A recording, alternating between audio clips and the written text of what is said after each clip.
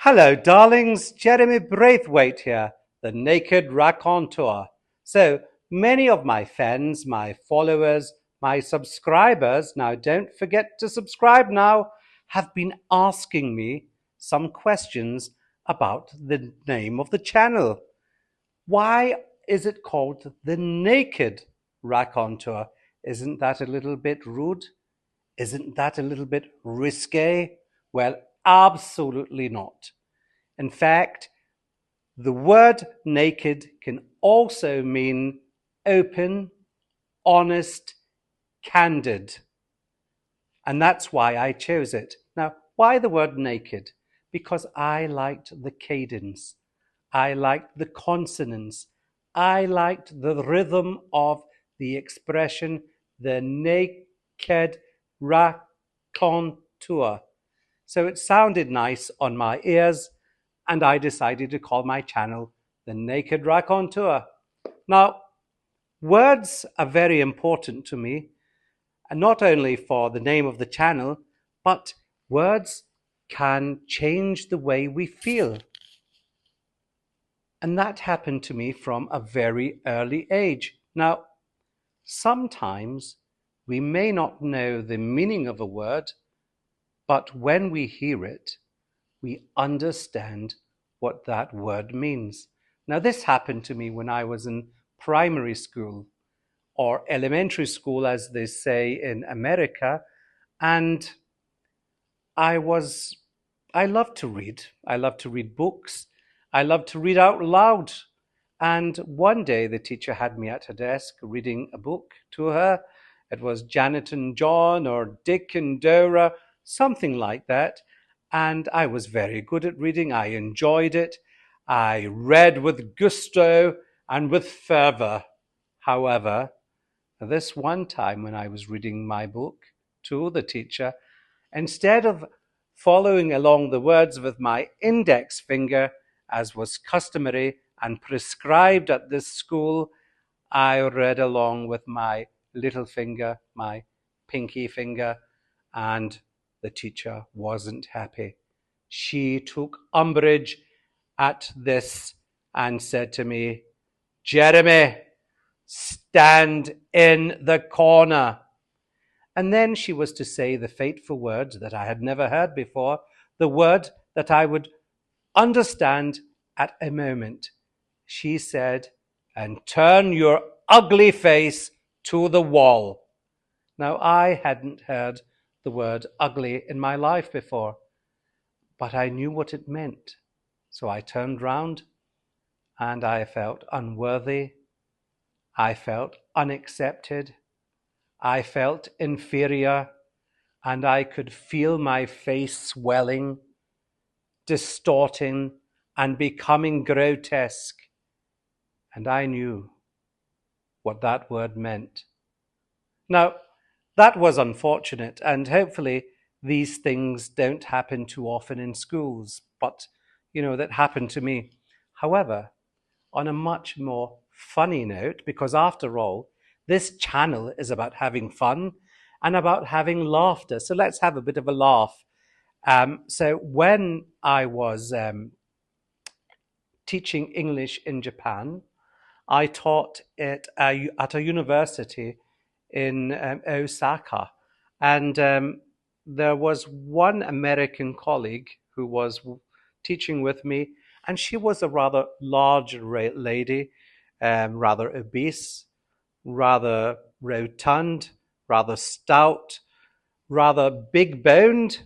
I don't know why people say big boned, because does that mean when you going a diet, your bones somehow shrink again?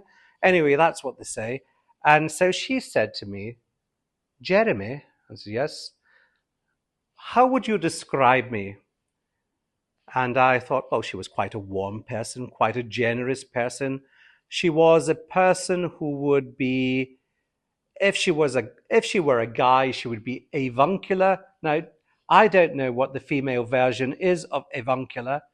If you know, can you put it in the comments? I'd like to know.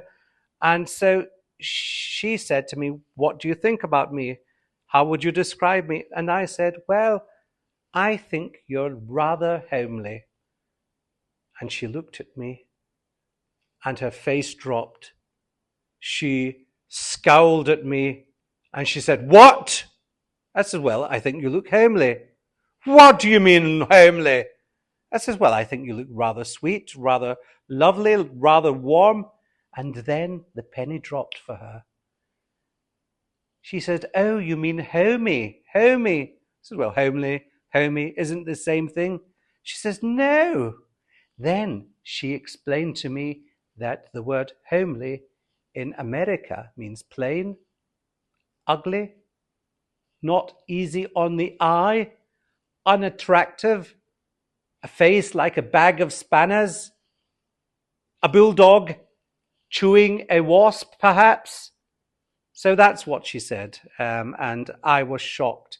However, we both laughed at the end, and we learned a lesson on how we can misunderstand words and how words between America and Britain can be different. I mean, I think it was George Bernard Shaw who was attributed with the quotation saying that Britain and America are two countries divided by the same language. Anyway, fast forward a few years, and my wife Momoko, who was my fiancée at the time, came to Britain to meet my mum and dad. My mum and dad were living in London. And so while we were in London, I met up with some old colleagues and took my wife, Momoko, my fiancée, I should say, Momoko, to an Indian restaurant. It was round about Christmas time. Now, there are two things you need to know about my wife. One, she loves a bargain. And two, she likes a little drinky poo, a little libation, a little sherbet, a little schnifter, a little bit of booze. She loves it. And she loves a bargain. So what happened at the end of the meal? It was Christmas time, and the waiter said, "You know, it's Christmas time. Would you like a drink? It can be a brandy, a Bailey's. It's on the house." And we all said, "Gosh, yes, rather." And I said to my wife, "Would you like a drink?" "It's on the house." She said, "No, I don't want a drink." I said, "Are you sure it's on the house?" She said, "No, I'm okay." I said, "Fine, fine, okay, you don't want a drink." So after we had paid our bill, we went out of the restaurant, and I said to my wife, "Momoko, why didn't you take a free drink?" "Free drink? Free drink? What do you mean a free drink?" I said, "Well, it was on the house." Now, the problem was Momoko didn't know the word on the house, and she missed out on the free drink. And because I knew that my wife liked a bargain, now you can't get any more of a bargain than free, and that she liked a little drinky poo, then it sent me into fits of laughter. I was bent over double, tears dropping out my eye, and to this day, she has never forgiven me. We've made up now, but when we are having a little fight, she will bring up that I laughed at her, and I laughed at her poor English, and for that, I'm a little bit ashamed. So these are the stories of, misunderstanding. So when you're speaking to an American, be careful. When you're speaking to someone from another country who may not know your language, who's a second, whose English is second language to them, be very careful and try not to hurt them. Words can do many things. They can comfort us, they can heal us, they can damage us, they can discourage us. So let's use our words wisely so that we can uplift all who we meet. Thank you for listening. Please subscribe. I hope you enjoyed the stories, and I'll see you on the next one. Bye bye.